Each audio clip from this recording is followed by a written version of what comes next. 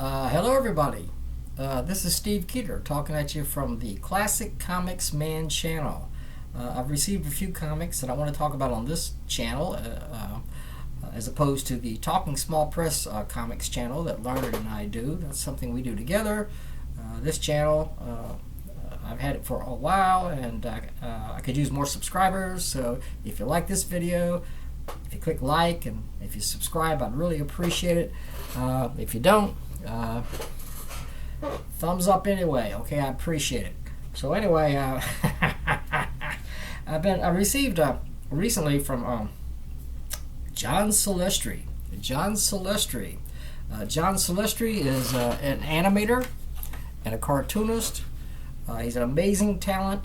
He animated Boba Fett in the Star Wars Holiday Special, it says here. Animated on the groundbreaking video games Dragon's Lair and Space Ace, the cult classic feature Rock and Rule, has animated a series of Batman commercials, and here he's got a comic book, Fire Fist Angel, from the greatly talented John Celestri, and here it is. As you can see, beautiful cover on this book. It's got nice binding. This is brand new. It just came out, and well, it's for mature audiences a little bit. Okay, you don't have to be that mature. You just have to be mature enough to not be offended by something as simple as that. Anyway, here's the back cover, and and John just does a magnificent job here. Now this is it could be construed as somewhat controversial. Bloodwing Fire First Angel, or just Fire First Angel, brand new, and it tells the story of in the beginning Creatus, the Almighty. So the creator is called Creatus. He created he formed all the angels.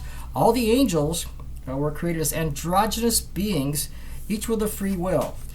Some of them strayed away from Creatus. Those who stayed closest to Creatus remain as angels of light. And they eventually have wings with gold tips. Those who stray the furthest became demons. So these are the fallen angels. These are the bad ones. And they have red, like blood red tips on their wings. And those in the middle are physical beings. He says all creatures are angels, some are humans, some are animals. They live for a time, die, and return to repeat the process. And they're always in danger of going from the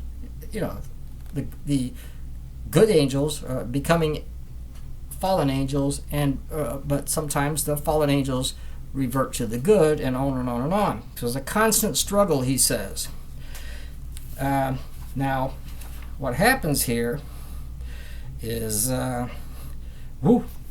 in an exciting burst of action on the very first page, this angel, Michael, hurtles through the galaxy. And you can see by the face, by Michael's face there, that he ain't too happy about it. So he's hurtling through space, and headed towards the Earth. But before, at that time, at the same time this is going on, other people are trying to live their mundane lives. You see, this is mundane life in the city, and you got this guy here, and he's got a business, and you got this lady here, and she's like, seems to be part of a protection racket of some sort. She's demanding money from him, and he don't want to pay it. He can't afford it anymore, and he actually has a shop. L&L Gift Shop, worship tools for all beliefs, including sacrificial daggers and all kinds of strange stuff. Well, she doesn't necessarily, she says, you've been Mr. Combs, you've been a valued customer. So she doesn't understand why he doesn't want to pay the money anymore, and he just explains it to her in very simple terms.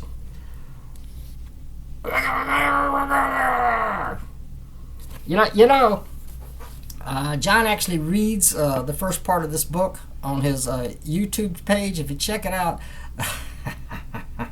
He does the voices and the whole bit. He divides the book up into 2 or 3 parts, and he actually reads it and shows off the panels, and probably much better than me. But anyway, so that's going on, and while these people in the city are arguing, and this guy Combs is saying, my family will depend on guardian angels for protection. They don't want to pay any more money. Meanwhile, our hero / heroine, the androgynous fallen angel lands, or Coamo, is coming to the earth and plummeting and struck the ground with tremendous force, creating a deep crater. Yep, a deep crater from which she arises. You would say at first it appears to be a she. But it was mentioned in the beginning that these beings are androgynous. So they're in constant process of evolution, apparently, but they begin as androgynous beings. The artwork is great here because it's so exaggerated and satirical and funny. At the same time, it's highly dramatic. It seems to be some sort of like an earthquake, a bunch of earthquake-like noises in the city. I believe these are associated with the landing of the angel. And it's not Michael the archangel from the Bible. It's another angel. And once this angel lands and realizes, she can't remember why, she doesn't understand why she's been banished from what passes for heaven in this story. And she's very upset. So she blames the Creator. She asks the Creator, she says, why? Why? And it's very dramatic. Why have you done this to me? Why? I've been totally obedient to you. Why did you exile me to earth? And on and on. So she's trapped in a crater here, down in the ground. The crater formed by her own landing because she landed in such great force that she created that, and she has enormous power. Meanwhile, a monster is provoked. A monster is provoked here and heads in her direction. Now, there is a battle with the monster. Now, I'm not going to show everything in here just because, as I said, it is for mature readers, and there's a little bit of, it's an androgynous being, so there's a little bit of it's cartoon style. It's done in great taste, but there's a little bit of full frontal nudity. We got someone who's a female from here up, and then a male from down there, and so you understand what I'm saying. But it's done tastefully. It's really well done. At different points in the book, John shows some of the sketches that he did when he was first coming up with the ideas for this series. He explains a little bit about his Catholic upbringing. He says that I originally wrote Bloodwing Angel as a novella that I published as an ebook on Amazon. The motivation, impetus to write the story was a frustration scream on my part. He was at a low point in his life. He was raised Catholic and was very acquainted with the stories from the Bible. He was especially interested in the story of the righteous man Job, who has lived his life with honesty but is being played with by, he says, God and Lucifer. Well, that's open to interpretation. Certainly Lucifer was after this guy. I read that story myself. I think most all of you have read this story. And he says, how can I use this story metamorphically? And he says, okay, in the world of Catholicism, we have guardian angels.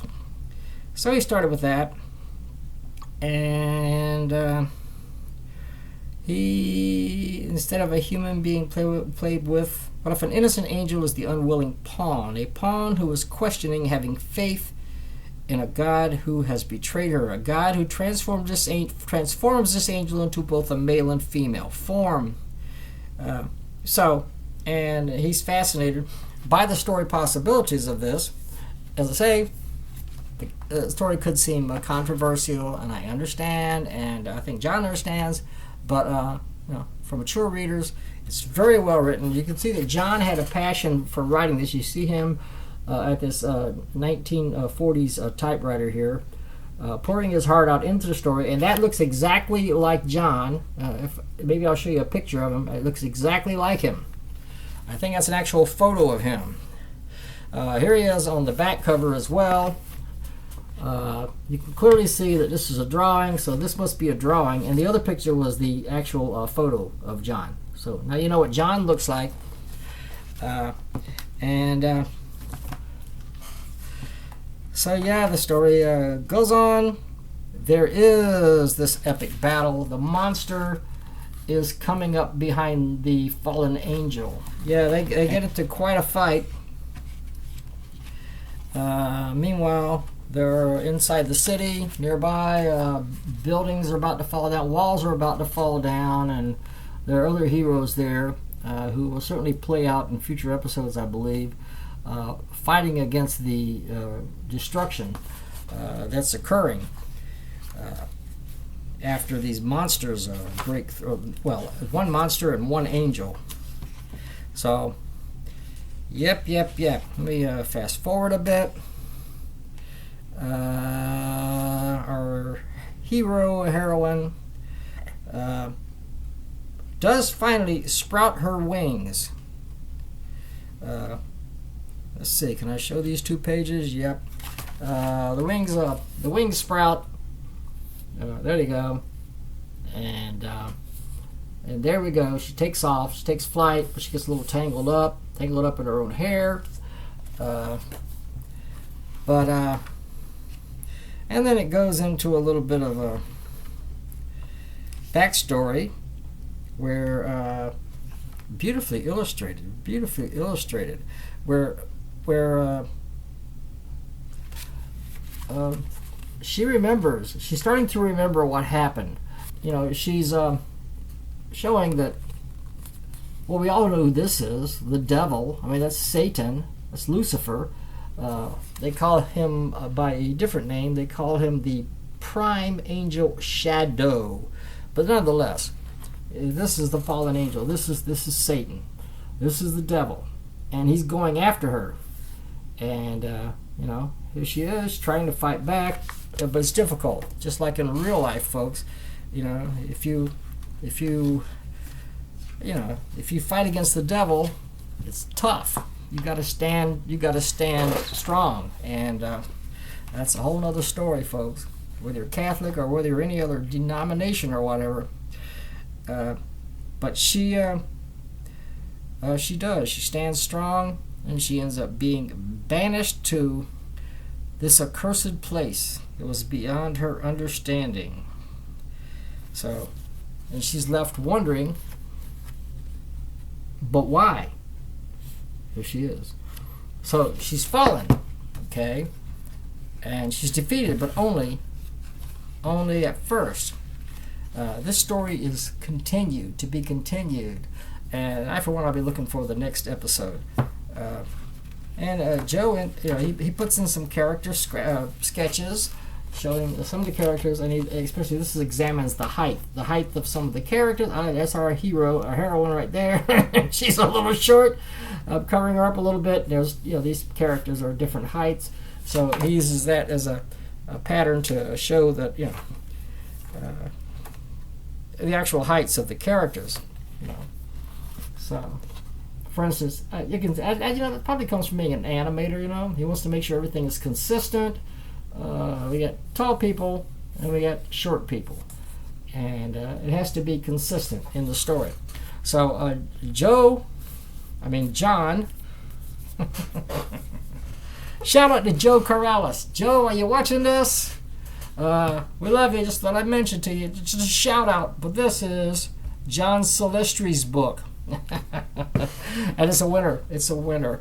Again, caution for mature audiences, mature readers, but it's not pornographic in any way.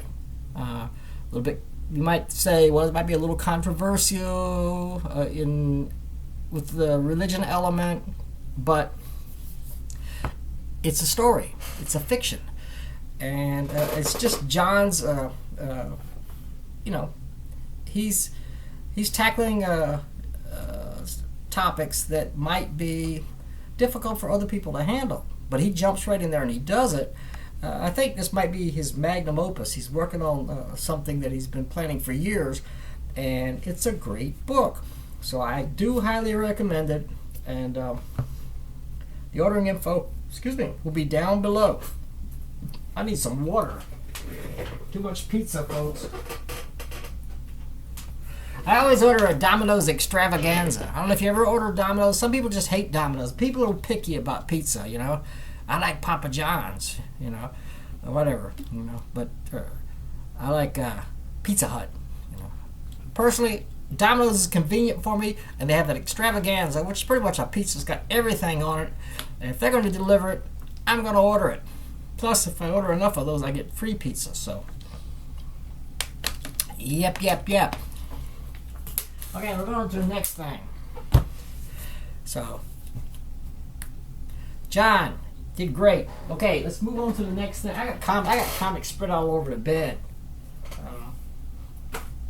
Yeah, I mean the pizza is competition. What's more important, the pizza or the comics? We have to find a happy medium there. 1 slice of pizza for every 3 comics you read. That works. Okay. So Lauren and I, in our last video, episode 49 of Talking Small Press Comics, it's on Larned Justin's channel. I'm going to post a link down below on that. I'm also going to post, folks, we have a Patreon page. So I have a Patreon page. Larned has a Patreon page. They just happen to be the same page, and we post videos there together and separately. And it's really inexpensive to become a patron for those pages. It's $3 a month. You just pledge $3 a month, and you get all these extra videos that you don't see on our other channels. So I like to mention the video on AI, on artificial intelligence, in which we interview, when Larned and I interview Dan Burke and Tom Felrath, and they talk about their own experiences doing AI comics, and it's really a fascinating video, and hardly anyone has seen it, but I'd like for you all to see it. But if you really want to see it, I mean, I really hope you will go check it out. I mean, you can pay $3 and just go and watch the video. You can cancel at any time. You don't have to do it forever, but $3, go watch that video, and then well, that's enough. I don't want to see anymore. Cancel. Barnett might get mad at me for saying that, but yeah, we'd appreciate you checking that out. That video especially, but there's a lot of other videos that we did. Larned's got some solo videos, and I've got some stuff that you won't see anywhere else. Now, in episode 49 of Talking Small Press Comics, we mentioned John Muller, and I got a little confused because, well, first of all, this is Uncanny Action from one of my favorite artists right now in the small press. He's up there in the top maybe 3 artists, the best small press comics around. John, if I flatter you, will you send me money? Well, I'll tell you what he does do. He does make great covers. He does send me covers for some of my zines and for Tetragrammaton Fragments, the UFO newsletter, and I really appreciate it. He's a member of the UFO, and a very valuable one at that. And John, this was his membership application zine for the UFO. Larned mentioned this in episode 49, but I didn't have it out because I had already commented on this during the application process where John was applying to the UFO, and we voted on this, and I read it, and then I put it aside. I didn't know that Larned had also received this, but I did know that Larned had received this. This is a compilation of the first 4 issues of Uncanny Action. He put them all together into one issue. Remember, this is issue number 5, so this is issues number 1 through 4 collected. There was a little confusion. It looked like I froze up. It was a little embarrassing in episode 49, and some people says, "Well, Steve wasn't prepared. He didn't read the material," because I stopped and I was going, "Huh?" Well, that's because there was a little confusion over this picture and this picture, because I knew there was a woman, a female sort of astronaut figure, and there was some confusion over whether they were the same one. They were the same people. But they were. And John Muller clarified that. I was right to begin with. They were the same.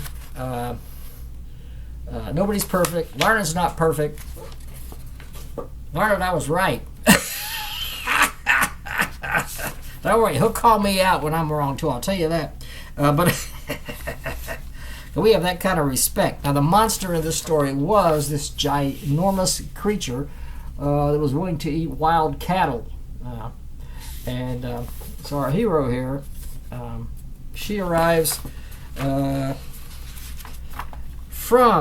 it had slept for thousands upon thousands of years, but it has awoken, it will start feeding. That's the monster. Many will die, but she says, but I will hunt it. So that's what happened. She's hunting after this ginormous beast, and she says, I will kill it.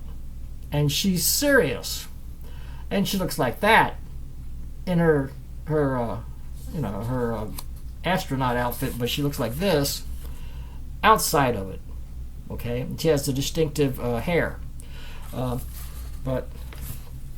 that's what happened there. And she's returning to this planet apparently after a long time. She says she has to go home. So she says, yeah, she has to go home. So she escapes from the monster. She heads home. She has a secret entrance into a cave where she goes, and there she is. And she's looking at, I guess that's her mom, in some sort of suspended animation, or she died and they preserved her behind a glass or plastic or something. And so she sheds a tear there, and it's a poignant moment. And then at the end, she's in the Great Hall, walking down the Great Hall. So something majestic. She's headed towards a majestic chamber. Continues in this one. This one was in black and white on newsprint, and we mentioned that before. But you know, newsprint is rare these days. I actually would like to see more newsprint in comics. You know, like it used to be in the good old days. I wonder if it smells as good as it. Not quite as good, but not bad. You know, if you were around in the 60s and 50s and 70s, etc., you read you were always smelling those comics because they smelled so good. And even many years later, if you got old comics, like comic book from like 1963, 64, and you pick it up and it still smells just as good. In fact, I think they smell better with age. What do you think? I think so. So yeah. Issue number 5. After a millennia off planet, Jenna, that's our heroine here, Jenna, has returned to Earth to stop the ancient menace known as Rays. She's made her way back home to locate the weapons and supplies she needs to defeat her foe. And right away, she meets this sentry guy. Halt! Very bold and expressive face. John Muller artwork, which is so excellent. Here she goes. Look at this. Look at this panel. Very effective, you know. You can see that some decadence has set into this world where she used to live. So she's looking here. Who stands before Queen Thalia? She's a princess apparently. Since it's been so long, and she hugs this guy. You guys can see this, right? Hi, it's me. It's me, the classic comics man. So. Many things. When did my aunt die? 100? 1,000 years ago. It matters not. I could not save her. I am so sorry. But something happened. And I need your help. So she's searching for this guy for his help. And there's a big ad in full color. Kaiju. We love monsters. We definitely love monsters. There's one on the back cover. And look, terrific, right? Yeah, so she has returned to her home planet and she needs help. And I believe these other worldly beings also need help. So, anyway, John Muller. Terrific job. I wanted to get back to it, give you a little bit of a better review. I hope that was better. You know, I'm just a guy sitting here in my room with an empty pizza carton and a microwave, you know, and there's a oven mat that looks like an alligator, you know, just enjoying life, reading comics, and living the good life, okay? So, yeah. Should I stop there? Should I stop there? I don't know. Where are we at? 27 minutes. Oh, yeah, I better stop there. That's enough for now. I got a couple more I could review. So we'll get to those next time. I hope you enjoyed this episode. We'll get back. We're going to do some more stuff here, review some more stuff that you won't see on the Talking Small Press show with Larned. But we'll hope you go back. We hope you'll go and subscribe to that channel and check out our 50th episode coming up in about a week. The 50th episode of Talking Small Press Comics, and I can promise you this one will be non-controversial. We're here to promote and encourage small press creators, and I thank you so much for all your comments and criticism recently and over the years. You make this all worthwhile, and you guys are I'm so honored to have such great friends and know such fine talents as yourself. Thank you for tuning in. Have a great day. Bye bye.